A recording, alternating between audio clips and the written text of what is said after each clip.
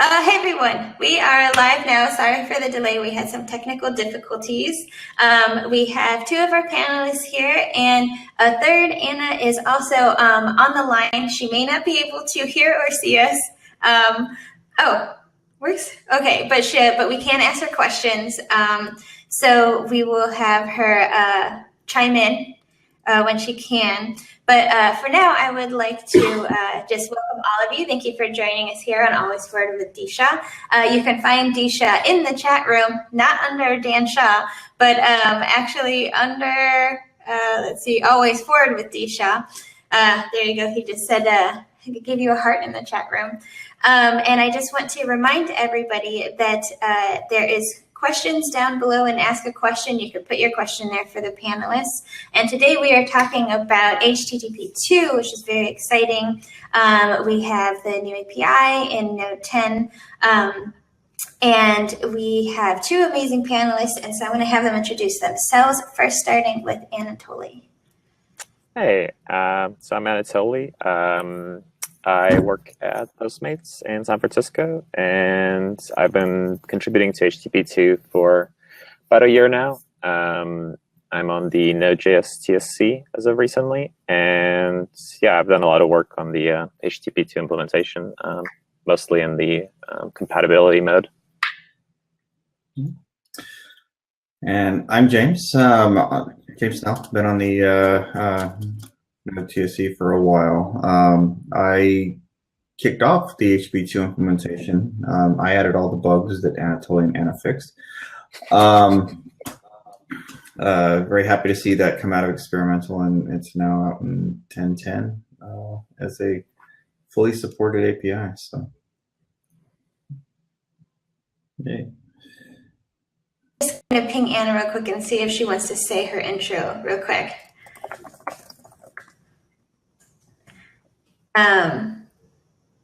And we'll see how that works. We'll see how our communication protocol works today. Okay, yeah, I can try to introduce myself. So I am Anna Henningsen. I'm like James. I'm on the Node.js TSC, and I think like Anatoli too now. Yeah, I helped a bit with the native side of the HTTP2 implementation in Node.js. So that's why I'm here. And I hope you all heard that, because I have literally no way to tell. Okay,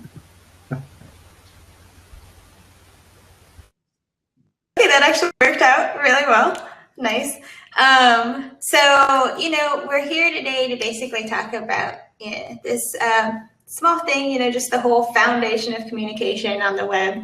And James, you brought up a really great point of, that you've been here since the transition. Because, HTTP 1 was 1997, I think, when that came through, and this is the newest edition. And so I was wondering if you could give us a little bit of history, even just of that kind of transition from HTTP 1 to HTTP 2, or why it came about.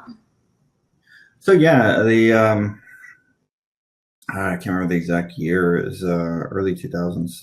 Kind of conversation around this new protocol, SPDY, started with, at Google. They started kind of developing this thing and moving it forward.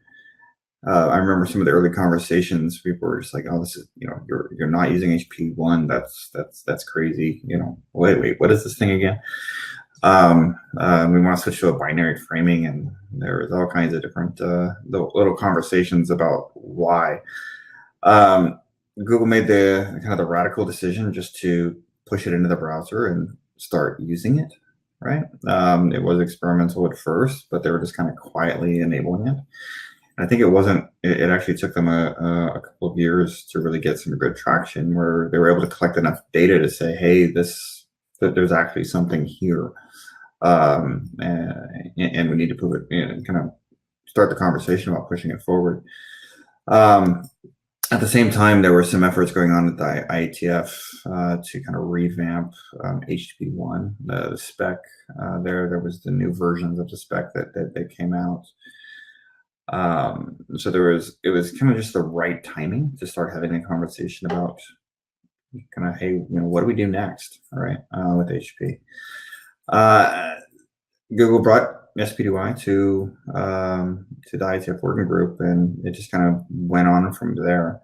I was involved very early on in some of those discussions. I did some editing on the draft spec. Had a number of conversations with folks around the binary framing protocol and the question. I stepped away from it before the spec was actually finished because I had a few technical differences of opinion with kind of where the direction was heading. There's still some parts of it that I kind of shake my head at and braille my fists at the wall. But no, it's good to see it there. Good to see it evolved. Good to see some traction starting to happen on it. But that's kind of the short version.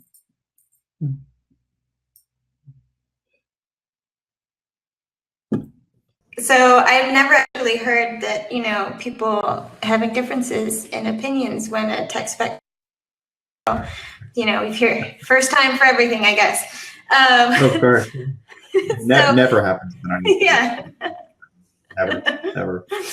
But I know it's, I know it's really exciting though that we finally did make this transition because, people have been asking for, performance boosts and different things like multiplexing and, to kind of catch up to where we are with technology on the web, to have the communication protocol kind of catch up with that. And next, we're actually going to see, we'll see how this works. We wanted to ask Anna a little bit about the history of implementation from HTTP 1 to HTTP 2 for Node.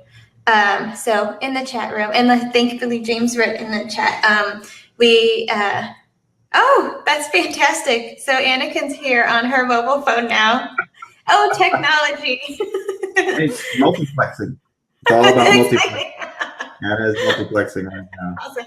So Anna, I will ask you then, just out loud, if you could just kind of give us a little bit of your insight into implementations and how it's been with transitioning or giving the support from HTTP 1 to HTTP 2 for Node.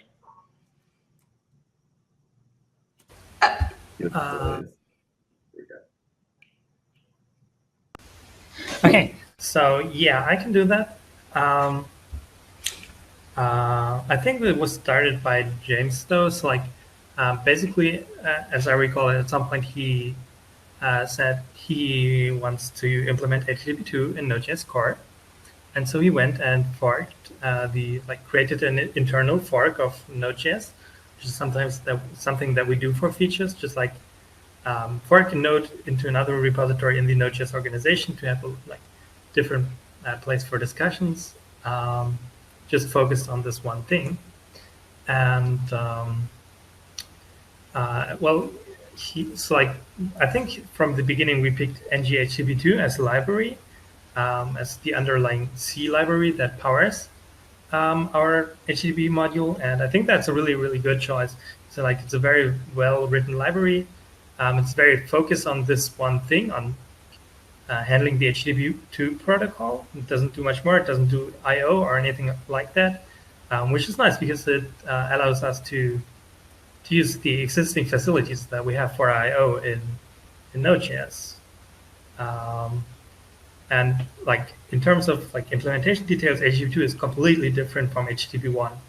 I don't think there's any shared code, or if there is, it's maybe lists of headers or something like that, so really not much.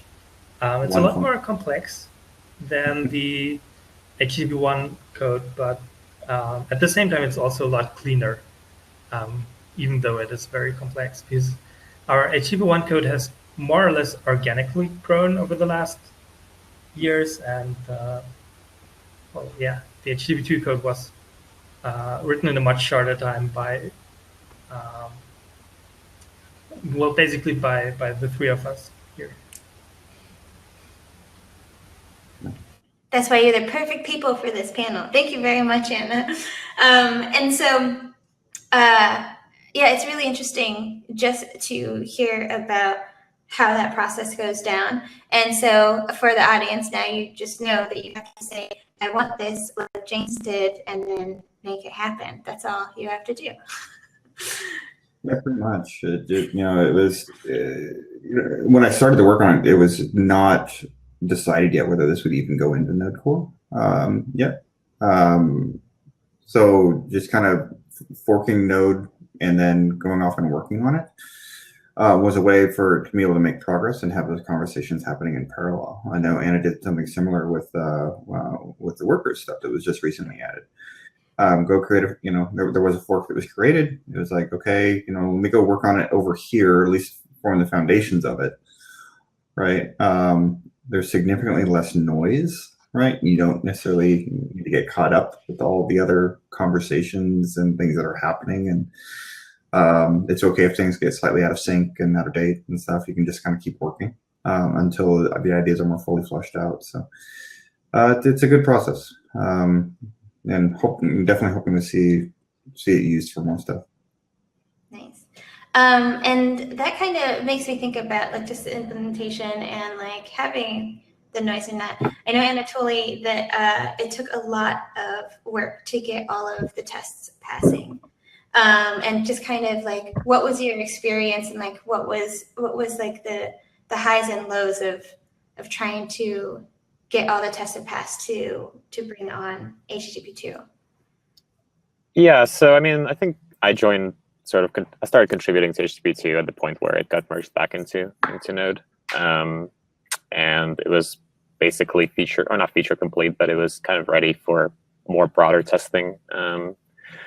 And one of the things that I wanted was basically to use it with the existing frameworks out there, like Happy. And I quickly realized that was not going to be possible because the compatibility mode that exists in Node in HTTP2 version was not at the level where it could actually work seamlessly. So basically, over the next few months, we put together a test suite and started testing it against all the frameworks. I ended up building sort of a version of a framework for testing Express with HTTP2.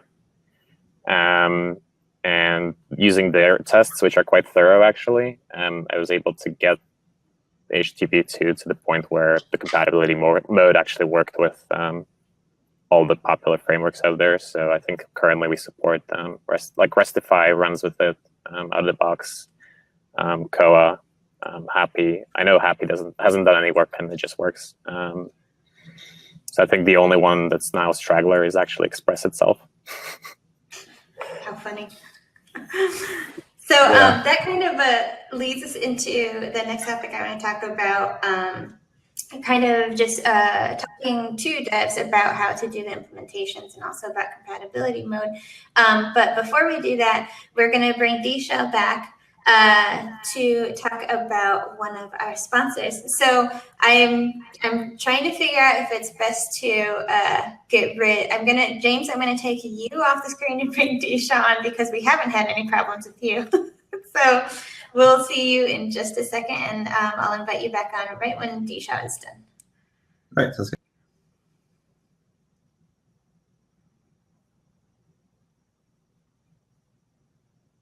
I think I need like intermission music of some sort. He is coming on the. Can you make me full screen? Focus me. There he goes. Awesome. All right, great discussion. Thanks, everybody. So our first sponsor today is Woebot. Mental health impacts us all, and the team at Woebot is working together to create application experiences to bring cognitive behavioral therapy to everybody. So Woebot is the first chatbot clinically proven to reduce symptoms of anxiety and depression.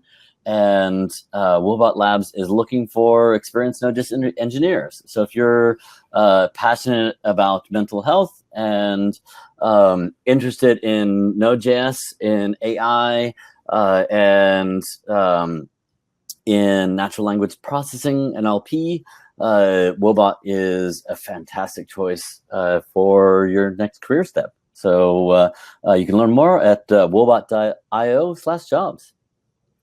And he put the link in the chat room as well. Thanks, Disha. Thanks, Tara. All right, so now I will bring, it seems that the extra screen also knocked off Anatoli, so we'll bring him back on as well. All right. Are James, those the animators now?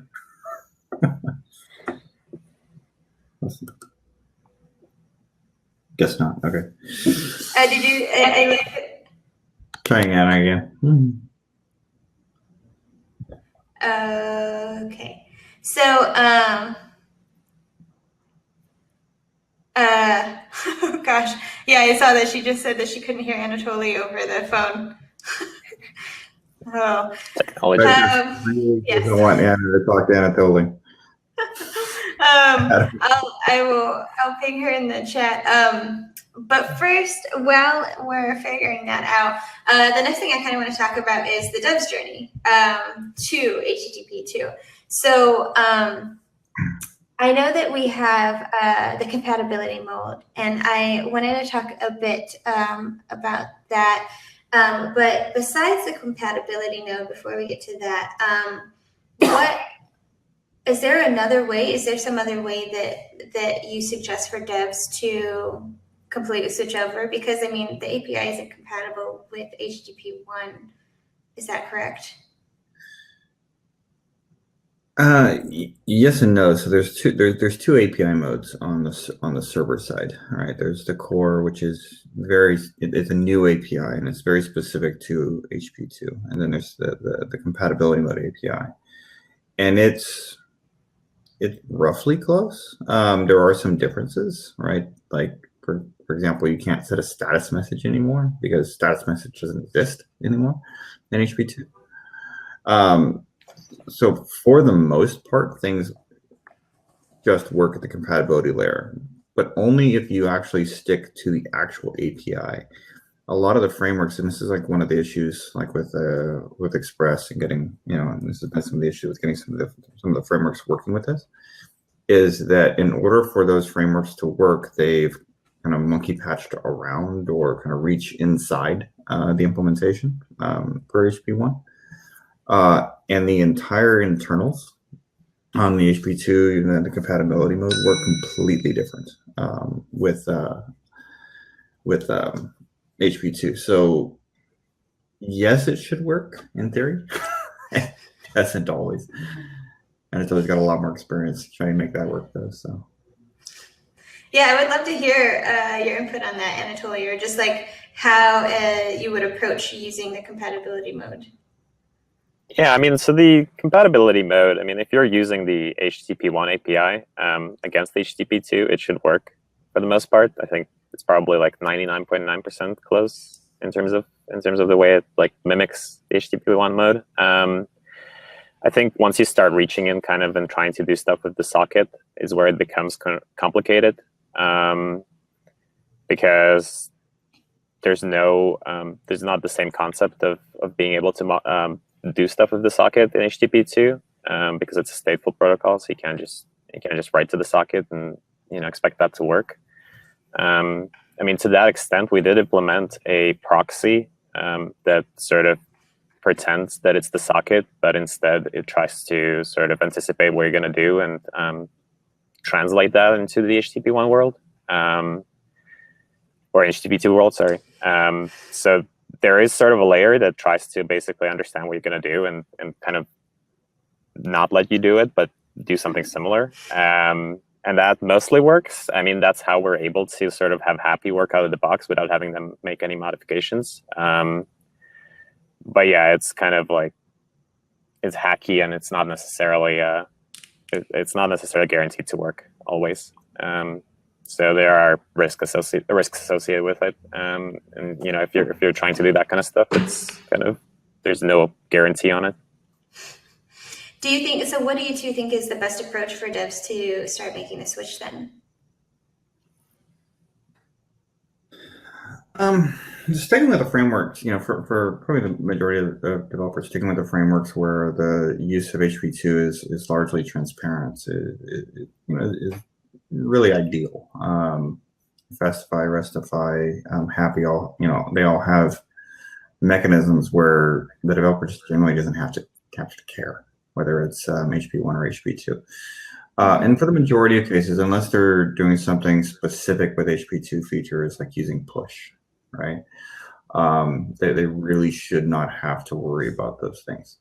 The biggest issue is actually not Node itself, actually whatever API they're using. It's the fact that most reverse proxies like Nginx don't actually support HTTP2 on the back end of those things. So if you actually want to deploy an HTTP2 server, you have to use a different kind of proxy layer. And the NG-HTTP2 project has its own proxy that will speak HTTP1 or HTTP2. It kind of can sit in as a drop-in replacement for Nginx in those cases. But you have to actually look at those types of issues more than you have to look at the API. I mean, the API stuff, is stuff that people can kind of learn around. It's more that deployment model. So. Okay. So I've paused to see if Anatoli wanted to jump in at all. But, no, I agree with James. I mean, that kind of summarizes it for my part as well. We need like a +1 button for just yeah, ship it. So talking about push. So I don't know if you want to talk about that in particular. It's pretty. I feel like that is a topic all in itself. But it's quite interesting. Could one of you give us just like a little rundown of server push? We haven't heard from Anna much. Anna, do you want to? Oh, Anna, can you hear me? That she can hear you and I. So, you want to talk a little bit about push, Anna? So yeah, I can hear both Tara and James, but I'm not sure I'm the best person to talk about like what to use push for and what exactly it is. I mean, I've seen the implementation of it, but that just basically tells me it's a way to create streams on top of other streams for different resources in HTTP2. It's like probably not a helpful answer by itself. Actually, I think it's definitely a helpful answer because this idea of what is it used for. Even when the IETF working group was defining HTTP2, there were a lot of discussions about, well, what the heck is the use case for this, and how are people supposed to use it. It came down to kind of the initial version. If you look at all the browsers, how they use it, it's just a way of pre-populating the client-side cache. So if the server knows somebody's going to request it, let's just go ahead and send it early.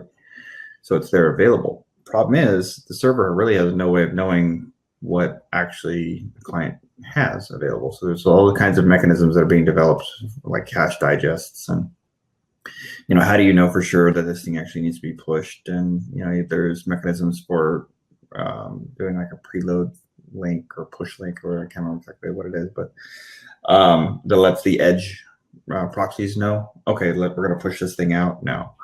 But there's still just an open question about what the heck is this thing actually good for?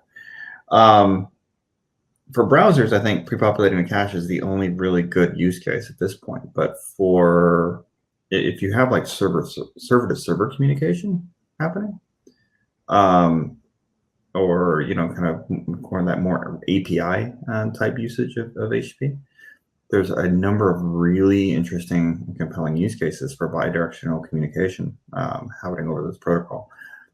Those, I think, have yet to be explored in terms of what all we can do with it. But it's going to be fun finding out. But there's still a big open question of whether it's actually really useful. I think it's really interesting. I know when I first looked into it, it was just interesting to know that like you could have the opportunity to have basically this proxy working for you, so that you're limiting the amount of requests that you have to make, because it can the hopes of it intuitively understanding what it needs to grab in the initial pool. Push. Now with Sorry. Node, it's particularly problematic because if you don't know what you need to push, right, then you have the risk of making your server do way too much, right? So hey, I think you're gonna need these 10 files, so I'm gonna just start pushing these at you. That's a lot of additional I/O that Node instance is doing that it may not necessarily need to do. So if you're not being very selective about what you're pushing, and if you're not being careful, scale that out over 100, 1,000 or 10,000 requests, right? That's a lot of extra data that you may not necessarily need to be doing. And then the logic necessary to actually determine whether you need to push that thing might be a lot of extra work that you don't know if you need to be doing. So it's actually better to push those decisions out to the edge and let the proxies handle that. So using a server push directly from your Node server might not actually be the best thing. Right? It actually makes me think a lot about like pre-cache, like when you're working with progressive web apps, how when people get excited about using offline caching, they will sometimes pre-cache like everything. And you're like, all right, now your cache is, you're completely destroying your local cache. So you just got to be smart about it. And so now we're asking, the protocol to be smart about it. And it's just like, I can't even imagine the thought process and mind like exercises you have to figure out to get that to do it. So I think that's exciting. But you're like, yeah, real exciting. So that kind of brings me to I'm really curious for all three of you. And Anatoli, if we could hear from you first, I'm just curious your thoughts on anything that you're excited about seeing in this API, or anything in general with performance improvements that you would like to note or talk about. For me, just the mere fact that HTTP2 is in Node is pretty exciting. Just the effort to bring that in, and the amount of work that James put in to do that, it's quite amazing. Just because of all the benefits that it does bring, as far as like just on a protocol level, not even from the implementation standpoint. Other than that, I would say that I think the fact that you can use it with your existing frameworks and not have to worry about it, it's just convenient. I think that's always nice, because ultimately it's about sort of having the developers use it, and I think without sort of an easy path towards that, it's kind of usually these things are then in the water because it's hard to get people to switch. So I think that work was pretty important. I think Matteo Colina as well contributed to that in the early days. Yeah. Nice. And I think on the next show, just a preview of what's coming next month. We are hoping to do an episode on the Node 10 LTS, and Matteo will be on that show with Disha, along with some other amazing guests once they figure out scheduling. So Anna, can I ask you kind of the same question, that basically thinking about parts of the API that you're excited about coming out, or just in performance improvements of any sort that you're excited about? Okay, so I hope I am not repeating anything that Anatoli said, but one thing that is kind of it might be surprising to some people, and it initially was surprising to me about the API, is that we have specific API methods, respond with file and respond with FD, that allow people to basically say, okay, Node, please just use this file that you read from disk to reply to this, to fill the data of this HTTP2 stream. And well, so I mean, what people usually do for HTTP1 is to create a new file read stream, fs.create read stream, and then pipe that into the HTTP1 response. And while that is okay, we have implemented these specific methods for HTTP2 because they allow they use an internal pipe mechanism that is implemented completely in C++. So there is no overhead from calling into JS and calling back, which does have significant overhead. There's no overhead from the JS streams implementation, which also has significant overhead. At some point, like in the next, I don't know, half a year or so, I want to make it so that using pipe on streams that are internal to Node, like file streams and HTTP2 streams and whatever in general, always uses that internal pipe mechanism, but we're not quite there yet. So for now, we have this thing which does essentially the same thing as fs.createGreetStream filename.pipe, except it's faster. And yeah, it's a cool thing. I just got to say, it's like huge respect for Anna. The internals of Node's kind of data flow at the C++ layer is extremely complex, and it's a bit of code that very few folks kind of have the courage to wade into.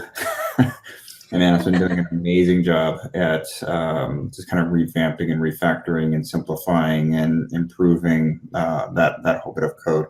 The original HP2 implementation at the C++ layer was a bit of a mess at first, because it was just kind of figuring out how to make this thing work.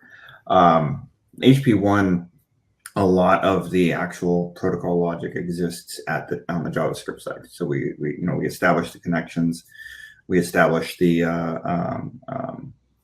the socket and stuff, but then everything transfers over to JavaScript. With HP2, most of the protocol is implemented at the C++ layer. Some parts of the JavaScript side. So a lot of the data transfer and the data management and the streams management, all of that happens at the native side, which made it, the implementation fairly complicated.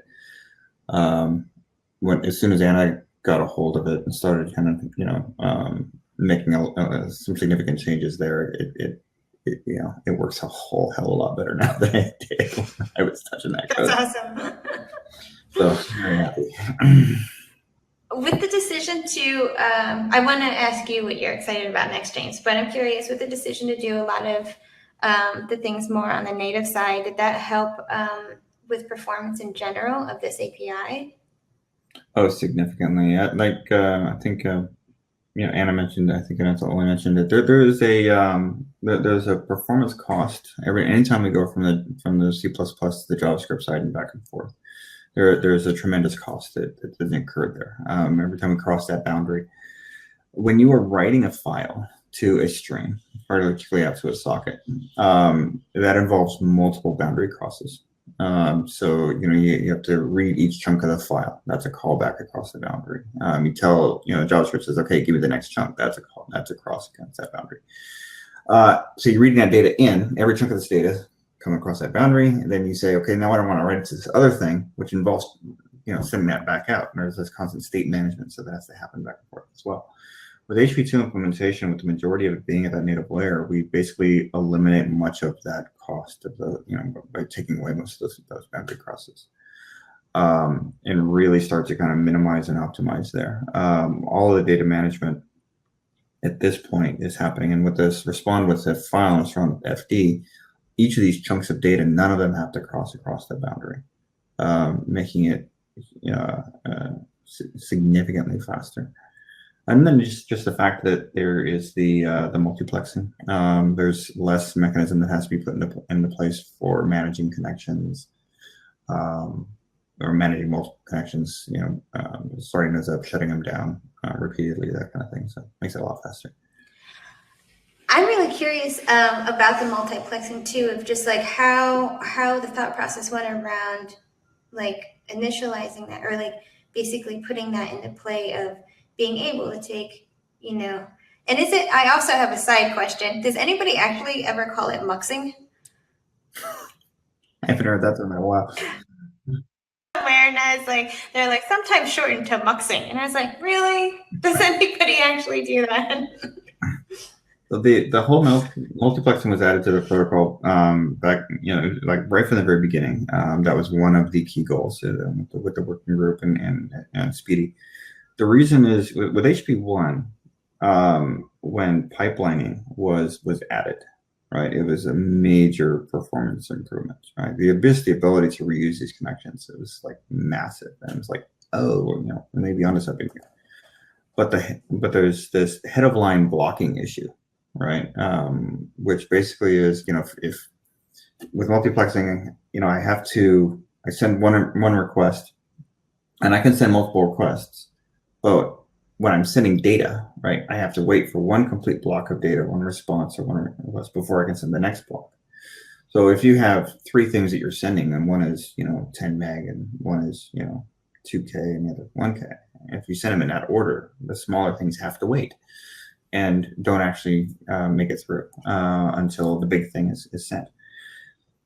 Multiplexing was specifically added to address that problem, right? So instead of waiting until the 10 meg thing is done, we can send the other things in parallel just by chunking it out. It was that one thing is kind of the keystone feature for HP2. Like, it is the one thing that makes HP2 worth all of the complexity and all of the effort.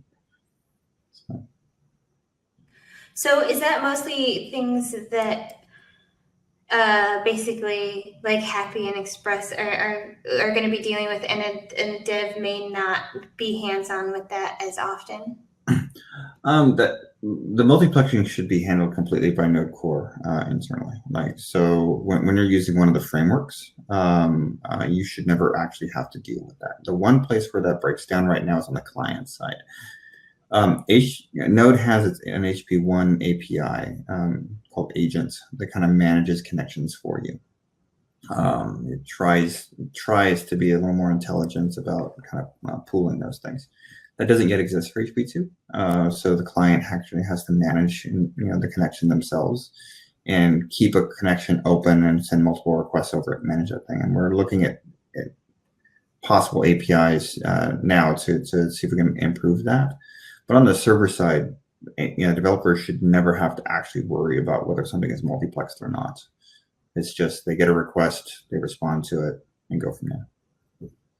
Just appreciate what you get from multiplexing, basically. Yeah, pretty much. So speaking on improvements, it kind of brings me to the next section I want to talk about is kind of like what's next. And I also kind of wanted to cover audience questions. So just remember, you can always there's an ask a question link down at the bottom of your screen to get your chance to ask these amazing panelists some questions, which if you can also click on their images to get their Twitter handles too, if you want to reach out to them that way. But please feel free to ask any questions. And before we get to that, I was curious, what you all kind of see as coming next or improvements. And Anatoli, I know with you coming in and being in a position of kind of seeing all the tests and seeing it work against all the frameworks, where are things that you are looking forward to kind of improving and advancing with this API? Yeah, that's a good question. I'm not necessarily sure what's next. I think one of the things that is next is more on the kind of the user land side, which is like getting Express to work with HTTP2. I think that's a big kind of milestone that needs to happen. I think most Node servers out there run Express still. Until that's kind of ready and works, I don't really think that the adoption is going to be complete. So that's definitely a big milestone. I think the rest of it, I think the other big thing is probably, and this also ties into Express, is just figuring out all the kind of connection pooling kind of thing, like some sort of a agent model for HTTP2. From my sort of from the view that I have of why Express hasn't been able to adopt it, it's partially because they're not able to port their tests over. And that sort of also ties into not having a client that works for how their tests are modeled. So I think that has to happen next.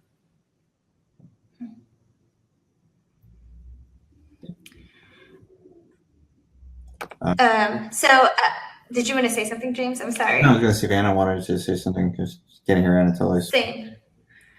Yeah. So Anna, did you have, I know, I was really excited about your suggestions for improvement with how files and how streaming is handled. So are there any other points of improvement or things that you want to see or code next?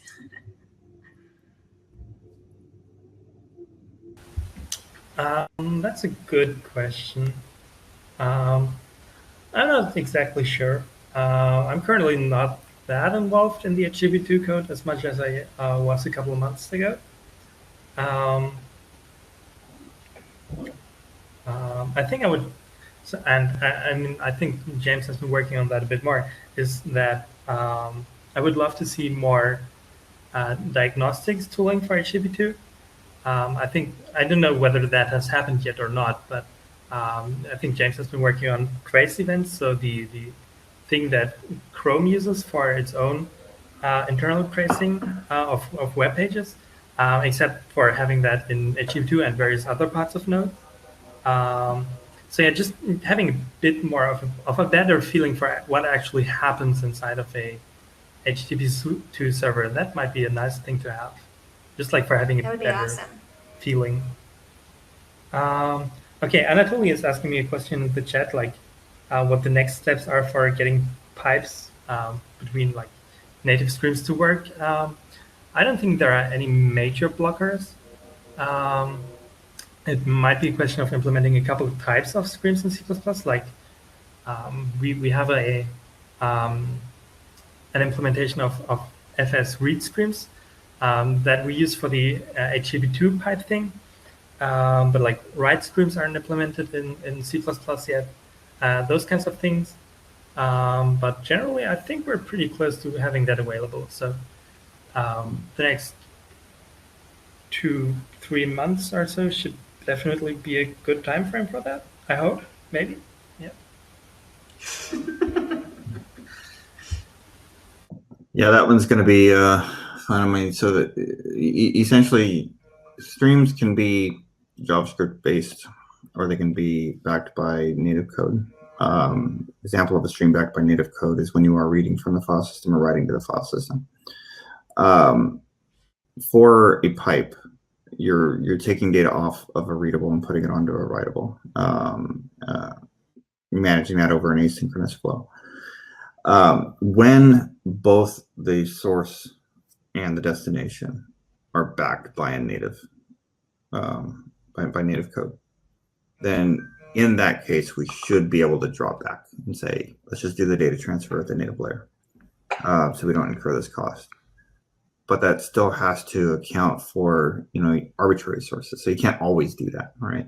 So if you're going from a native to a JavaScript or from a JavaScript to a native, then you can't do that, and you have to fall back to the data transfer at the JavaScript side. So there are some complexities in there, and there are lots of things out there that look like streams that aren't really streams because they have their own internal. Like they still act like it. We can still use them as streams, but it's definitely a non-trivial exercise to go through and get this thing working. But there, Anna and it's also Jeremiah Cinco, Fishrock123, has been doing quite a bit of work also in kind of taking a step back and rethinking about how streams work at the native layer, to see if there's other improvements that can be made. So a lot of work going on, and kind of excited to see that continue. That's really interesting too, because I feel like not often do you get the opportunity to kind of take a step back and see how things were implemented in the first place to kind of readjust it. I know that's kind of like a big conversation in modules of, how ES modules were implemented, or how CommonJS modules were implemented, and looking at that in ES modules completely different way. So it's interesting. It's nice to be able to see an instance of you being able to do that and kind of learn from it and see what you can better or improve. Yeah, I'm curious. Anatoli put a question in the chat room. I don't know if you saw that and if you wanted to touch on that anymore at all. And I answered that one. So Yeah. that's all good. Thanks, Hannah. So Cool. and Anna mentioned like the trace events, diagnostics, debugging, performance monitoring, that kind of thing is going to be key. So yes, we need the frameworks to pick this stuff up, but we also need people to be able to debug and understand what is happening. Trace events are just a way of getting this data out. The challenge at this point is identifying what data is actually going to be useful and what format that needs to be in, what types of information needs to be in there. We can instrument the hell out of HP2. Like we can have complete visibility, and we can completely kill the performance in the process. So we don't want to do that. So finding the right balance of what information people need. And it's something that, I could have done this right from the very beginning and start putting these debug outputs in, but I don't want to make decisions for folks in terms of what's going to be useful. I'd rather them come to me and say, hey, it'd be really great if it did this, and and actually build up a use case and then go off and implement something that matches. So it's going to take some time to get the right level of diagnostic information out, but those efforts are underway to kind of figure that out. Well, on that line of getting that information from users, from devs, from people who are trying to implement this, like, is there a good place to be putting this? A good place to be reaching out? Can you give them your cell phone number? I think nobody could kill me if I did that. Getting down the GitHub issue or a GitHub tracker for Node Core opening issues.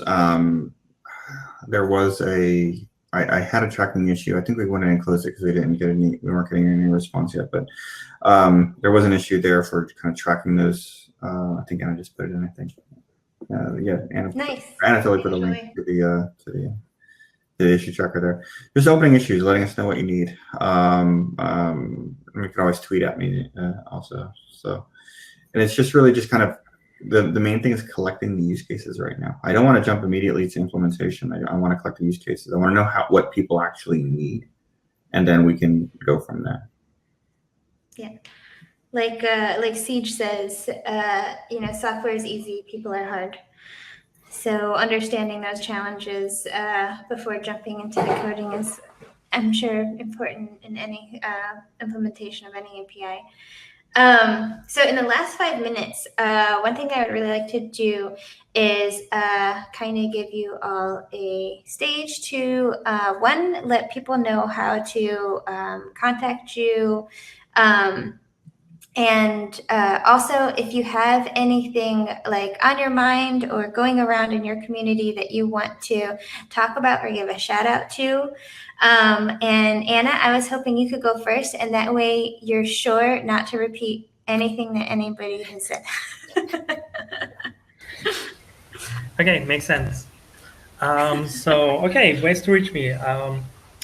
There's my Twitter handle, which is probably linked from everywhere where this chat is too. It's ADDALEAX, which is a mouthful, but I'm posting the link in the chat here as well.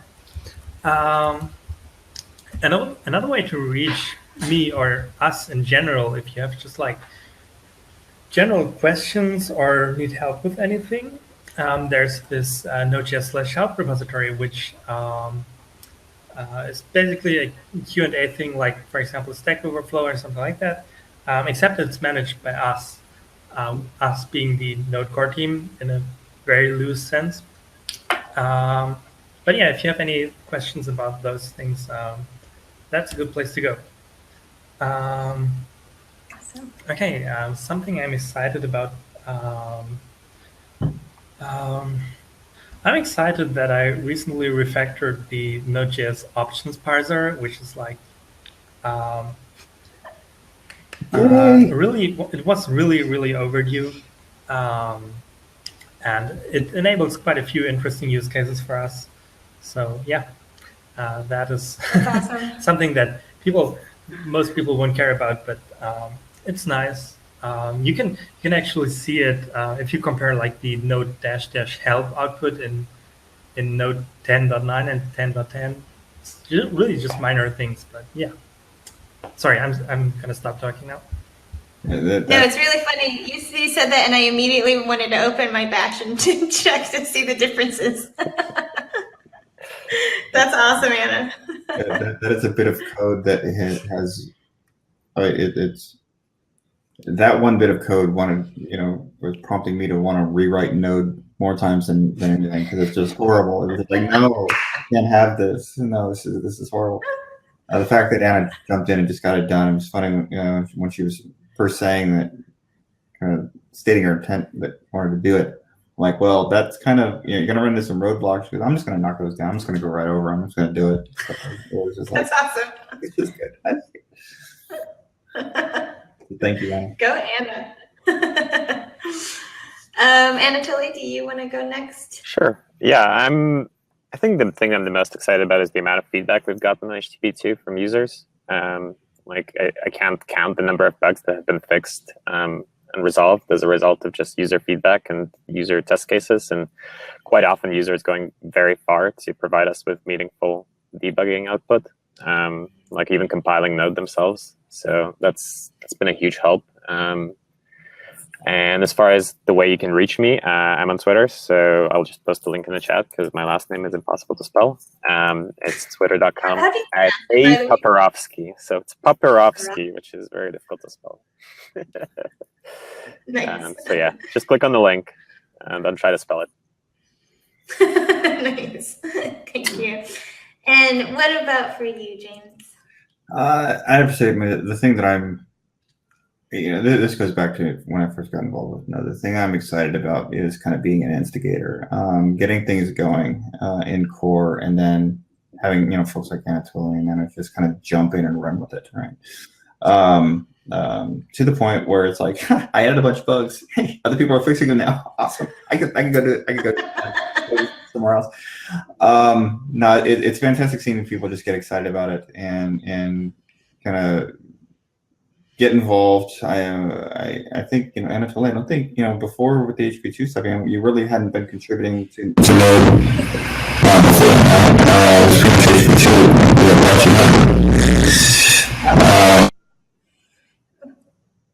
That transition, seeing folks get involved is just absolutely fabulous. In terms of reaching me, I am JA Snell everywhere. Twitter, GitHub, email, either Gmail or linear form. It's really easy to reach me. And I'm always happy to have a chat. So nice. Well, I just wanted to say I'm really excited about everything that's going on with this, and it's really great to hear from you three. Because along with, I've seen Anna's and James's talks, and I don't think you three probably realize, your input and your comments on issues, they teach me so much. And people are out there reading them, just so you know. Every time you're typing big long explanations of things, we are reading that and totally appreciating everything and all your input going in on that and the time that you're spending on it. So. And thanks for taking the time to do this as well. We appreciate it. Yeah, thank you very much. And I hope you and everyone in the audience has a very nice Tuesday. So thank you very much. Thank you. Bye, Bye everyone. Bye.